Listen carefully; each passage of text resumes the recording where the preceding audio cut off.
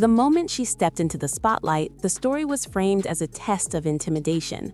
A confident Swedish contender believed she could stare down Dakota Dicha and make her hesitate, make her doubt herself, maybe even drag her into unfamiliar waters.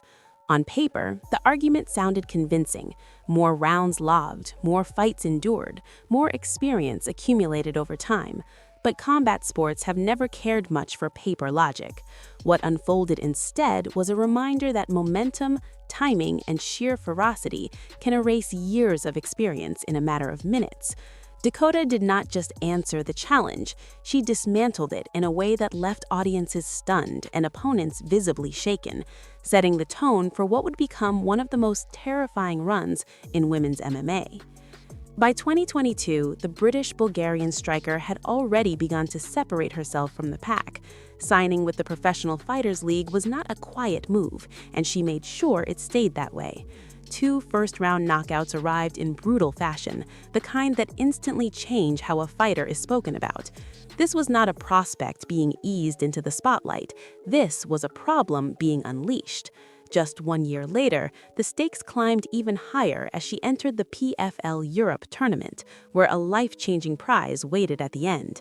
Every round mattered, every exchange carried weight, and Dakota embraced that pressure like it was fuel.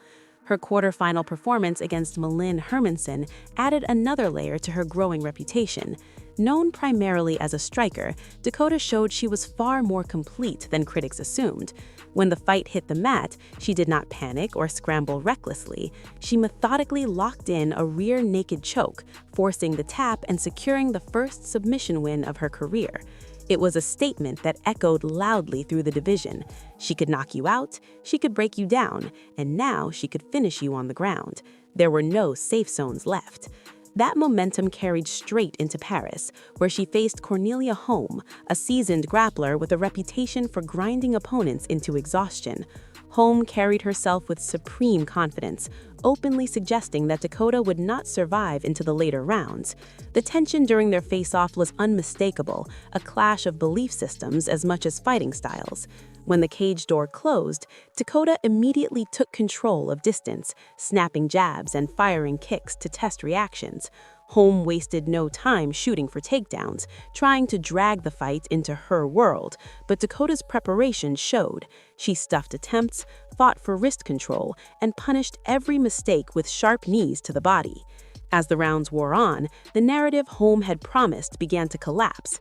Dakota was not fading, she was accelerating.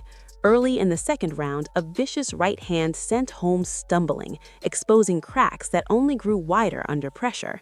Even when Holm clung desperately in clinches, Dakota answered with relentless knees and suffocating control. Then came the moment that erased all doubts. Dakota took Holm down, nearly secured a choke of her own, and deliberately allowed the fight back to the feet.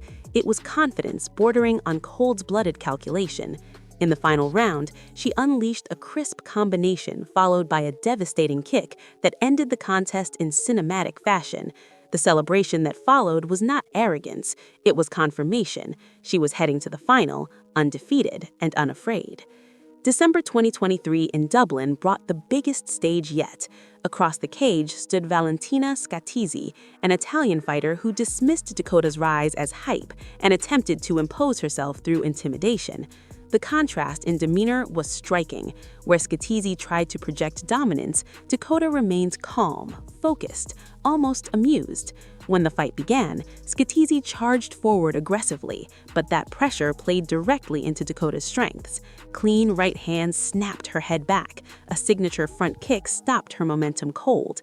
In the clinch, Dakota's Muay Thai experience took over, delivering brutal knees that drained both confidence and composure. Scatizzi's desperate takedown attempts were met with raw strength and balance. Dakota shrugged them off, maintaining control and unleashing punishment with her long limbs. When the opening appeared, she fired combinations that left visible damage, swelling one eye shut and turning every exchange into a warning sign. Dakota showed no mercy, targeting the injury with precision until the ringside physician had no choice but to intervene.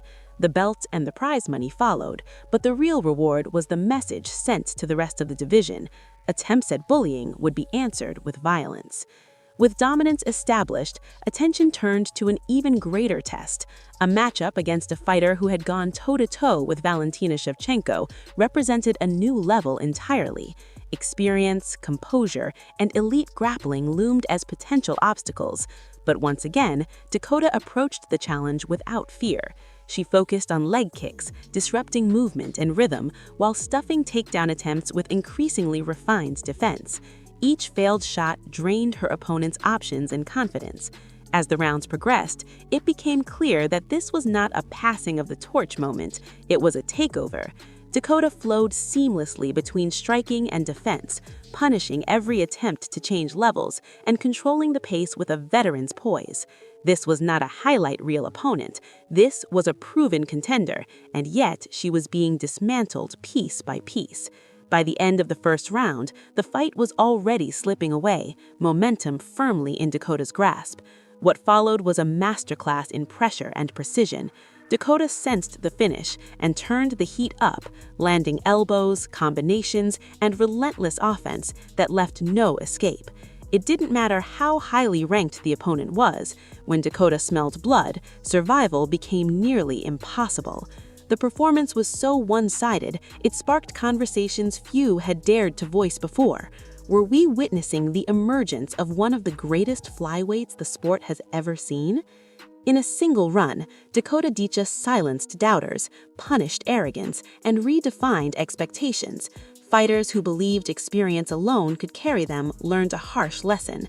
Against fearlessness, preparation, and raw power, years in the cage can mean very little.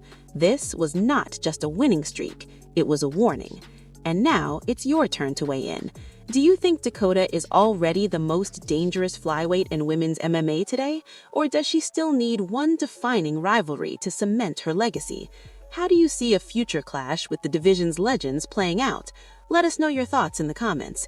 And if you enjoyed this breakdown, make sure to like the video, subscribe to the channel, and turn on notifications so you never miss the next deep dive into the most ruthless stories in combat sports.